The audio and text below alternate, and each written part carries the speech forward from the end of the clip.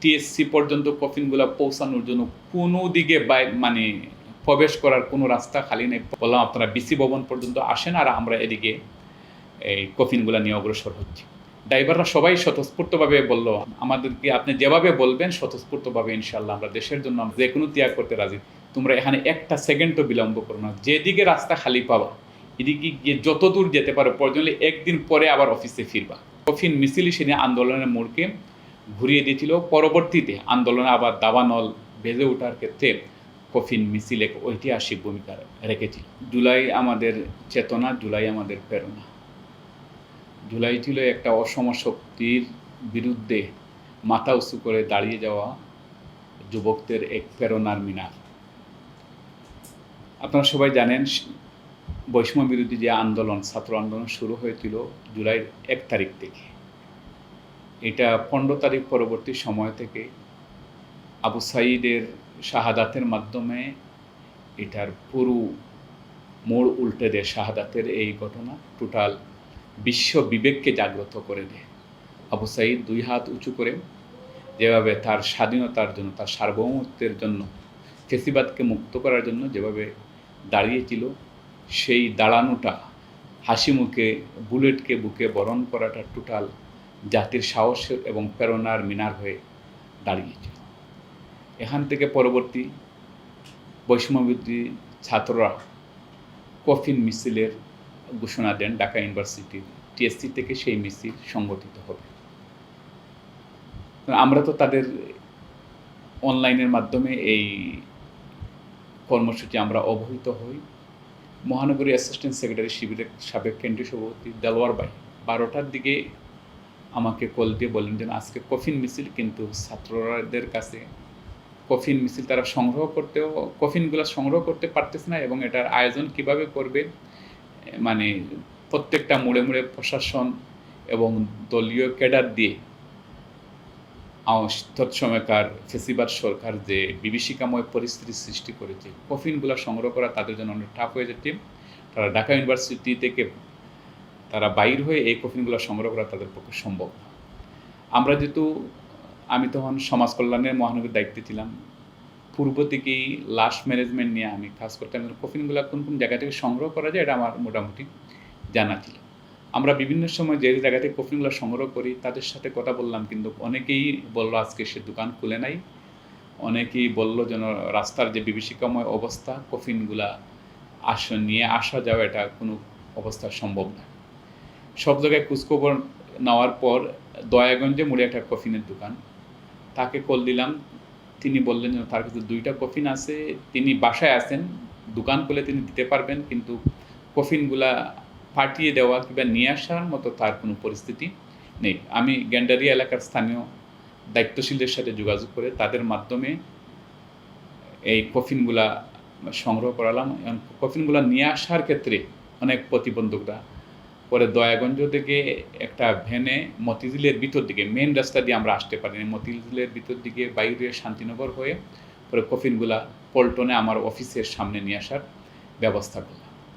পরবর্তীতে ছাত্র আন্দোলনের বাইদের সাথে শিবিরের দায়িত্বশীলদের সাথে করলাম। তারা বললো মিনিমাম 8টা কফিন না হলে কফিন মিশনটা সুন্দর হবে না। এরপরে ফোন দিলাম, মগবাজার মোড়ে একটা কফিনের দোকানে কফিন বিক্রি হতো, তাদেরকে করলাম। সেও বললো তার কফিনের দোকান বন্ধ, বাট তিনিও দিতে পারবেন, কিন্তু তিনি যে জায়গায় থাকেন সে জায়গা থেকে এসে কফিনগুলা দেওয়া তার জন্য অনেক ব্যয়বহুল, এজন্য তাকে অবশ্য দাম বাড়িয়ে দিতে হবে। তাকে বললাম আমি লোক পাঠাচ্ছি, আপনি কফিনগুলো আপনি আসেন দোকানে, আমি আপনার যে খরচ এটা সব দেওয়ার কি ব্যবস্থা করব। তিনি আসলেন। পরে আমার অফিসে আমাদের মানবতার সেবায় নিয়োজিত আমাদের 10টা অ্যাম্বুলেন্স ছিল, আমাদের অ্যাম্বুলেন্সের ড্রাইভার সহ এদেরকে দিয়ে কফিনগুলো আনানোর জন্য এখানে পাঠালাম। আর এদিকে দয়াগঞ্জ থেকে আরও 2টা কফিন আসলো, আর মগবাজার থেকে 4টা কফিন, মোট 6টা কফিনের ব্যবস্থা করতে পারলাম। 6টা কফিনের ব্যবস্থা করার পর ছাত্র প্রতিনিধিদের পক্ষে শিবিরের একজন ঢাকা ইউনিভার্সিটির একজন দায়িত্বশীল কল দিলেন যেন ভাই কফিন তো আছে, কিন্তু কফিনের উপর বাংলাদেশের পতাকা এবং মানে সাদা একটা কাপড় লাগবে। সাদা কাপড়ের জন্য গুলিস্তান, বায়তুল মোকাররম কল দিলাম, সবগুলো দোকান বন্ধ। যেখান থেকে আমরা বিভিন্ন সময় কফিনের কাপড় সংগ্রহ করি সে বাইকে করলাম। তিনি প্রথমে বললেন তার কাছে কফিনের কাপড় আছে, দিতে পারবেন, তিনি ভাড্ডায় থাকেন। তিনি এর আধা ঘন্টা পরে বললেন, ভাই আমি বাইরে ইসলাম, কিন্তু বাড্ডা সহ রামপুরায় যে বিভীষিকাময় অবস্থা, আমি সেই জায়গা থেকে আসা কোনো অবস্থা আমার পক্ষে সম্ভব নয়। পরে শান্তিনগরে আলামিন ভাই নামে আমাদের একজন ভাইয়ের মুদির দোকান ছিল, ওনাকে বললাম যে শান্তিনগর বাজার বন্ধ না খোলা? তখন তিনি বললেন বাজার বন্ধ। তাকে বললাম এভাবে আমাদের 6 পিস কফিনের কাপড়ের প্রয়োজন, কফিনের কাপড়গুলো কীভাবে সংগ্রহ করা যায়? তিনি বললেন যে এখানে একজন ভাই আছে, তিনি সাদা কাপড় বিক্রি করেন, তিনি কিন্তু শান্তিনগর মার্কেটও বন্ধ। পরে তাকে রিকোয়েস্ট করলাম, সেই ভাইকে আমাদের সালাম দেন, ওনাকে যেভাবে হোক বাসা থেকে নিয়ে এসে 6টা পিস কাপড়, কফিনের কাপড় একটু সংগ্রহ করার ব্যবস্থা করি। পরে ওনাকে সংগ্রহ করে নিয়ে এসে বাজারের মার্কেট তালা দেওয়া ছিল, উনি বিকল্প একটা পিছনের একটা দরজা, এটা দিয়ে মই দিয়ে উপরে উঠে ওনারা মার্কেটে ঢুকে তার দোকানের চাবি খুলে পরে ওনারা 6 পিস কাপড় দিলেন। এই কাপড়গুলো সহ পল্টন থেকে কফিনগুলো, আমার অফিসের নিচ থেকে কফিনগুলো পৌঁছানোর জন্য যখন আমরা মানে খোঁজখবর নিতে লাগলাম, তখন পল্টন থেকে টিএসসি পর্যন্ত কফিনগুলো পৌঁছানোর জন্য কোনো দিকে মানে প্রবেশ করার কোনো রাস্তা খালি নেই। প্রত্যেক জায়গায় মানে যুবলীগ, ছাত্রলীগ এবং প্রশাসন মাইমুখী অবস্থায় তাদের অবস্থান তারা গ্রহণ করেছে। একটা পর্যায়ে আমার সাথে তখন এই আন্দোলনে, তো আমরা আন্দোলনের সাথে সম্পৃক্ত হয়ে আমরা সকাল বিকাল আন্দোলন করতেছিলাম।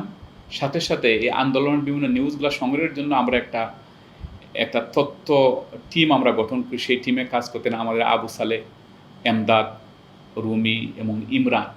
তাদেরকে দিয়ে খোঁজখবর নেওয়ালাম, তারাও খোঁজখবর দিল। কোনো অবস্থায় এখানে মানে ঢাকা ইউনিভার্সিটি পর্যন্ত এই কফিনগুলো নিয়ে পৌঁছা কোনো অবস্থায় সম্ভব নয়। যদি কোনো অবস্থায় কেউ যদি টের পায়, তাহলে এই গাড়ি কিংবা যারা নিয়ে যাবে তারা ফেরত আসার কোনো সম্ভাবনা নেই। প্রচণ্ড একটা রিস্কের জায়গা। পুরো আমি নিজে বাইর হয়ে গেলাম। আমি কাকরাইল হয়ে, সেগুনবাগিচা হয়ে আমি এদিকে বাইর হয়ে দেখলাম যেন মোটামুটি যতটুকু সব জায়গায় পুলিশের অবস্থান আছে, তবে দুপুরের দিকে কিছুটা শিথিল মনে হচ্ছে। এজন্য শহীদ মিনারের দিকে গিয়ে ঢাকা ইউনিভার্সিটি বিসি ভবনের এদিকে কোনো মন্ত্রে যাওয়া যাবে। গিয়ে এই জায়গা পর্যন্ত গেলে হয়তো, আর ছাত্ররা যদি একটু অগ্রসর হয় টিএসসি পর্যন্ত যাওয়া যাবে না, তাহলে এখানে নামিয়ে দিয়ে ছাত্ররা এসে নিয়ে যাবে। পরে ছাত্র প্রতিনিধি যিনি যোগাযোগ করলেন, তাকে বললাম আপনারা বিসি ভবন পর্যন্ত আসেন, আর আমরা এদিকে এই কফিনগুলো নিয়ে অগ্রসর হচ্ছি। কফিনগুলো এমতো অবস্থায় প্রায় 2:30টার মতো এর ভিতরে সময় কি হয়ে গেছে, ইতিমধ্যে কর্মসূচি পালনের সময় একেবারে কাছাকাছি হয়ে গেছে। পরে আমাদের অফিসের আমাদের যে অ্যাম্বুলেন্সের ড্রাইভার সবাইকে ডাকলাম, যেন এভাবে পরিস্থিতি তমতমে। ড্রাইভাররা সবাই স্বতঃস্ফূর্তভাবে বলল, আমাদেরকে আপনি যেভাবে বলবেন স্বতঃস্ফূর্তভাবে ইনশাল্লাহ আমরা দেশের জন্য আমরা যে কোনো ত্যাগ করতে রাজি। তারা বলল মানে কামাল এবং 3জনকে আমরা সিলেক্ট করলাম, যেন 3জন নিয়ে যাবে। ড্রাইভার একজন চালাবে, 2জন সাথে থাকবে। অফিসের আমাদের রাজু, কামাল এবং সাথে হইলে গিয়া তাজুদ, এরা 3জন এই কফিনগুলা নিয়ে রওনা হলো। আমি তাদের সাথে অগ্রসর হলাম। পরে আমি তাদেরকে শহীদ মিনার পর্যন্ত পৌঁছে দিয়ে বললাম, তোমরা এই পর্যন্ত যাও, বিসি চত্বর পর্যন্ত। সেখানে তারা গেল।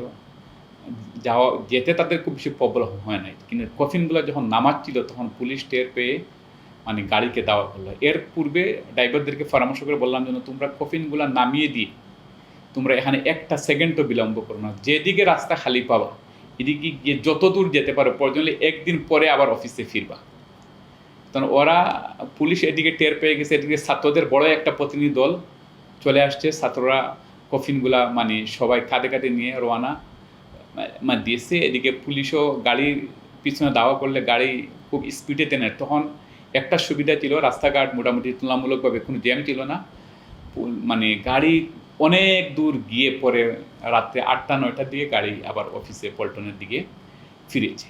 তাদের কাছে কফিনগুলা পৌঁছে, এদিন আমাদের পক্ষ থেকে এই কফিনগুলা পৌঁছে না দিলে হয়তো এদিন কফিন মিছিল মুখে শুরু হলে ঘোষণা হতো, কিন্তু কফিন মিছিল করার মতো কোনো অবস্থা হতো না। কিন্তু আমরা যেই রিস্ক নিয়ে তখন কফিনগুলা পৌঁছে মানে দিয়েছিলাম, কফিন সংগ্রহ, এখানে জায়গা মতো পৌঁছানো, প্রত্যেকটা জায়গায় জায়গায় চরম রিস্ক ছিল।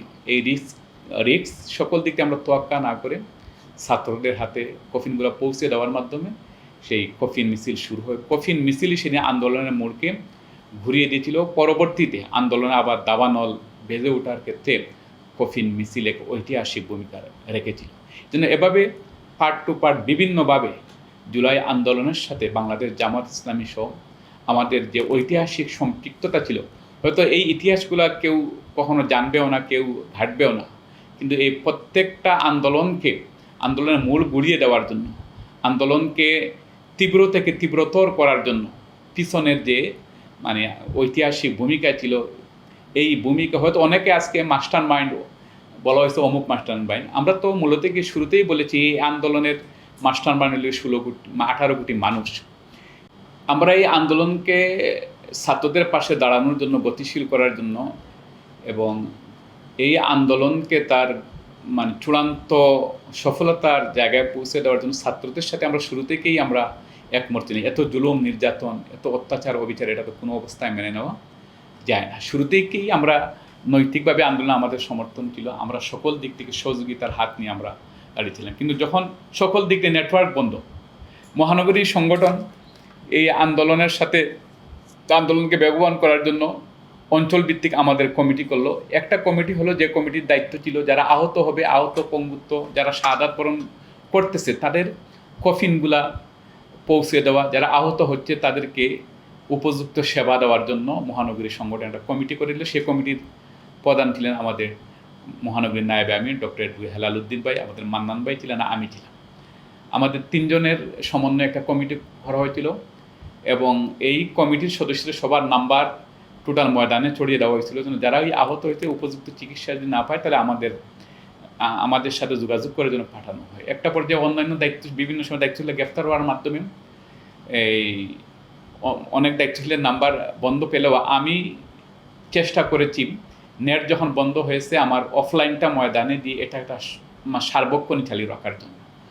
সার্বক্ষণিক যখন এই আমার নাম্বার চালু ছিল, বিভিন্ন জায়গা থেকে মানে প্রতি মুহূর্তে প্রতি লাশ এবং আহত পঙ্গুত্তর ভাইদের বিভিন্ন খোঁজখবর আসতেছিল, তাদেরকে রিসিভ করে ইসলামী ব্যাংক সেন্ট্রাল হাসপাতাল, ঢাকা মেডিকেলে, অরুরা হাসপাতাল, টাইমস হাসপাতাল, এই এলাকায় যত গুরুত্বপূর্ণ হাসপাতালগুলো আছে আমরা চেষ্টা করেছিলাম তাদেরকে এই জায়গায় একটু সুচিকিৎসার ব্যবস্থা করার জন্য। ঢাকা মেডিকেলে একদিকে প্রশাসনের মানে চাপ, অন্যদিকে ঢাকা মেডিকেলের যে ডাক্তার এবং যারা ওই গিয়া স্টাফ, যারা কর্তৃপক্ষ, তাদের অসহযোগিতা, মানে যারা অসুস্থ হয়ে আসতেছিলেন, গুলিবিদ্ধ হয়ে আসতেছিলেন, তাদের একবারে জীবনকে একবার তছনছ করে দিচ্ছিল। এটার ভিতরেও আমরা চেষ্টা করেছি ঢাকা আমাদের বিকল্প ডাক্তারদেরকে বিভিন্ন জায়গা থেকে নিয়ে এসে ঢাকা মেডিকেল, ইসলামী ব্যাংক হাসপাতাল দুঃখজনক অবস্থা ছিল। এখানে ছিল মূলত হলো এসালমের প্রভাব ছিল এখানে। আপনারা তো জানেন ইসলামী ব্যাংক দখল করার মাধ্যমে তারা ব্যাংক ফাউন্ডেশন হাসপাতালেও তাদেরকে দখলে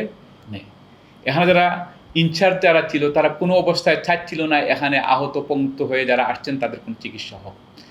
আমরা মানে তাদের সাথে জোর প্রয়োগ করে, বল প্রয়োগ করে ধরা যায় এখানে আমরা কিছু বাইদের ব্যবস্থা, চিকিৎসার ব্যবস্থা করি। এই সময় নেট যখন বন্ধ, এই সময় সবচেয়ে আশ্চর্যজনক যে জিনিসটা আমি লক্ষ্য করেছি সেটা হলো আমরা কাকরাইল মোড়, পল্টন মোড়, এরপরে হলো শহীদ মিনার, শাহবাগ সহ এই এলাকায় আমরা যেহেতু এই এলাকায় আমার দায়িত্ব ছিল আন্দোলনকে সংগঠিত করা, এই এলাকায় আমরা চেষ্টা করেছি প্রতিদিনই আন্দোলন চালিয়ে দেওয়ার জন্য ছাত্রদের পাশে, কোনো সময় ছাত্রদের সাথে থেকে কোনো সময় আমরা নিজেরা কি বিভিন্ন জায়গায় আন্দোলনকে আমরা গড়ে তুলেছিলাম। আমাদের সাথে যেন খুব বেশি জনশক্তিকে নিয়ে আমরা নামতে পেরেছি এমনটা নয়, তবে সাহস করে যে কোনো মোড়ে দাঁড়িয়ে যদি কোনো মতে একটা স্লোগান যদি দেওয়া যেত তাহলে লোকের কোনো অভাব হতো না। শান্তিনগর মোড়ে, আমরা কাকরাইল মোড়ে, শাহবাগ মোড়ে, পল্টন মোড়ে আমরা কোনো মতে সাহস করে দাঁড়িয়ে যদি শুধু একটা স্লোগান দেওয়ার সাথে সাথে কোন জায়গা থেকে মানুষজন আসতো, এটা মাঝে মাঝে মনে হতো হয়তো আল্লাহ ফেরেশতা পাঠিয়ে আমাদেরকে এখানে আমরা 10-15 জন হয়ে গেছি, এখন 100 জন 150 জন। দেখে যে রিক্সার ড্রাইভার আসতেছে, সে তার রিক্সাকে থামিয়ে দিয়ে সে আমাদের আন্দোলনে সম্পৃক্ত হয়ে গেছে, কিংবা সে রিক্সা চালানো অবস্থায় আমরা যে স্লোগান দিচ্ছি স্লোগানের সে কি উত্তর রিক্সায় বসে বসে দিচ্ছে। যারা টুকটাক রাস্তাঘাটে যারা হাঁটতেছিল, বিভিন্ন শ্রমিক শ্রেণীর লোক, তারা তাদের কাজ রেখে এসে আমাদের সাথে সম্পৃক্ত হতো। আমরা 10-12 জন সংগঠিত হয়ে হয়তো একসাথে হয়েছি, কিন্তু নিমিষের ভিতরে আন্দোলনে দেখা যায় অনেক লোকই সম্পৃক্ত হয়ে যেত। কিন্তু নেট যখন বন্ধ ছিল। আমাদের সকল পর্যায়ের জনশক্তিরা সব সময় সতর্ক থাকতো, কোনো মতে যে কোনো আকার ইঙ্গিতে তাদের কাছে নিউজ পাঠিয়ে স্থানের নাম বলতে পারলেই নিমিষের ভিতরে দেখা যেত সব এসে একসাথে হয়ে যেত। এজন্য নেট যখন বন্ধ ছিল তখন আন্দোলনকে সংগঠিত করার ক্ষেত্রে সবার সচেতনতা এবং সাধারণ মানুষের সহযোগিতা আমাদের এই আন্দোলনে ভূমিকা রাখার ক্ষেত্রে আমাদেরকে অনেক বেশি সহযোগী হয়েছে। কারণ হলো এটা ছিল তখন আমি মনে করব সাহস করে নেতৃত্বের জায়গা থেকে দাঁড়িয়ে যাওয়ার সাথে সাথে মানুষ স্বতঃস্ফূর্তভাবে আন্দোলনে সম্পৃক্ত হয়েছিল। 5 আগস্ট এক দফা আন্দোলন যখন হলো, তখন আন্দোলন যখন ঘোষণা দেওয়া হলো, তখন পূর্বে থেকে আমরা সুসংগঠিত আমরা ছিলামই, যেহেতু আমাদের নির্দেশনা ছিল এক দফা আন্দোলনে আমরা আমাদের সর্বাত্মকভাবে জীবন বাজি রেখে আমরা এটাকে সফল করার জন্য আমরা ভূমিকা রাখবো। বাদ ফজর পর থেকে আমরা ময়দানে নেমে যাই, বাদ ফজরের পর থেকেই আমরা ময়দানে নেমে যাই। কিন্তু তখন পুলিশের মানে অবস্থান এবং মারমুখী অবস্থান এইটা আমাদেরকে সংগঠিত হওয়ার ক্ষেত্রে কিছুটা বাধা দিচ্ছিল। কিন্তু আমাদের টার্গেট ছিল আমরা অবশ্যই শাহবাগ গিয়ে পৌঁছবই। আমরা দফায় দফায় বিভিন্ন মানে অলিতে গলিতে আমরা অবস্থান নিয়েছি। এদিকে আমাদের ইনফরমেশন সহ বিভিন্নভাবে আমরা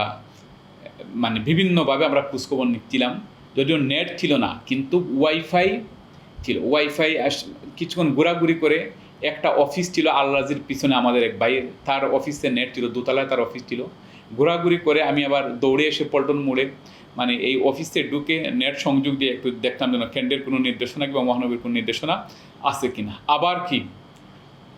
আবার দৌড়ে যেতাম যেন কীভাবে শাহবাগ যাওয়া যায়। একটা পর্যায়ে আমার সাথে অনেকগুলো ভাই সম্পৃক্ত হয়ে যান। আমরা মৎস্য ভবনের দিকে মুভ করি। মৎস্য ভবনের দিকে মুভ করে এখানে আর্মি এবং পুলিশ মারমুখী অবস্থান গ্রহণ করে। আর্মি কিছুটা শিথিল হলেও পুলিশের অবস্থান ছিল খুবই মারমুখী। একটা পর্যায়ে সে জায়গায় থেকে আমরা মাস করে আমরা শাহবাগের দিকে অগ্রসর হই। আমরাই প্রথম প্রতিনিধি দল যারা 144 দ্বারা ভেঙে প্রথমে শাহবাগে অবস্থান গ্রহণ করি। আমরা যখন মৎস্য ভবন থেকে মিছিল নিয়ে যখন যাই, তখন মুহুমুহু করে পুলিশ আমাদের পিছন দিকে গুলি করতেছিল। আমি সহ আমাদের অনেক ভাই গুলিবিদ্ধ ছিল। এখনও পর্যন্ত আমার এই পিছলির এখানে যে গুলি, এখন তো ভালোভাবে বসতে পারি না। এজন্য সেই দিন 144 দ্বারা ব্যাংকে প্রথম শাহবাগে যে মিছিল যে আমরা নিয়ে যাই, সেই মিছিলের পরে আমরা শাহবাগে যাওয়ার পরে পঙ্গুপালের মতো চতুর্দিক থেকে মিছিল আছে। সেই মিছিল থেকে সেখান থেকে ছাত্র জনতা যাত্রা শুরু করে গণভবনের দিকে।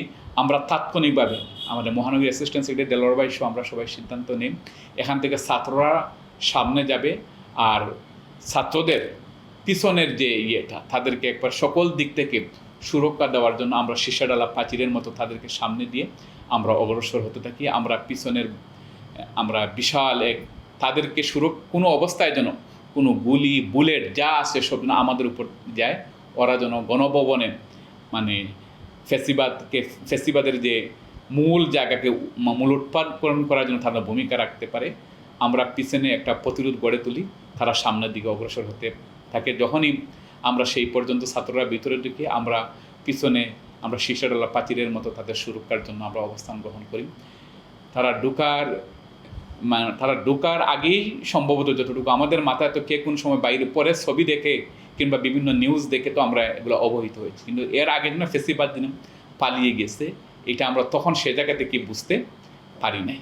এজন্য সেই দিনের প্রত্যেকটা স্মৃতি, সেদিকে যাওয়ার মুড়ে মুড়ে বিভিন্ন পুলিশ কিছুটা হলেও অনেক দিকে আমাদের অন্য জায়গায় প্রতিবন্ধকতা সৃষ্টি করার চেষ্টা করেছে। কিন্তু আমরা বাংলা মোটরকে ফার্মগেট পার হওয়ার পর পুলিশের শীতলতা কিংবা রাস্তা ছেড়ে দেওয়া, তখন আমরা এখান থেকে বুঝতে পেরেছি যেন ফ্যাসিবাদকে ইতিমধ্যে ফ্যাসিবাদের পতন হয়ে গেছে। এজন্য সেই দিনের অনেকগুলা স্মৃতি, গণভবনে ঢোকা এবং পরবর্তীতে হলো সংসদ ভবন, গণভবন সহ সেই জায়গায় শুকরিয়া নামাজ আদায়, মানুষকে আল্লাহর দিকে আল্লাহর শুকুর আদায় করার অসংখ্য দৃশ্য এবং ফ্যাসিবাদ পালিয়ে গেছে, এই দৃশ্য আমাদেরকে যে আত্মতৃপ্তি দিয়েছে।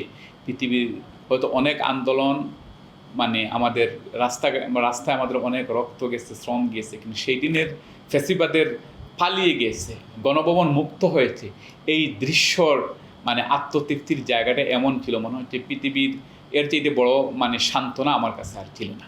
ফ্যাসিবাদ বিরোধী আন্দোলনে আমরা তো জুলাই ছিল 36 দিন, 36 দিনের ভিতরে সকল রাজনৈতিক কিংবা সর্বস্তরের মানুষ 15 তারিখের পর থেকে আবু সাঈদের শাহাদাতের পর থেকে সকল মানুষ সম্পৃক্ত হয়। এর আগে তো আমরা যুগপৎ আন্দোলন, ঐক্যবদ্ধ আন্দোলন, জোটবদ্ধ আন্দোলনে আমরা ফ্যাসিবাদের বিরুদ্ধে লড়াইয়ের জন্য আমরা সবাই একসাথে ময়দানে ছিলাম।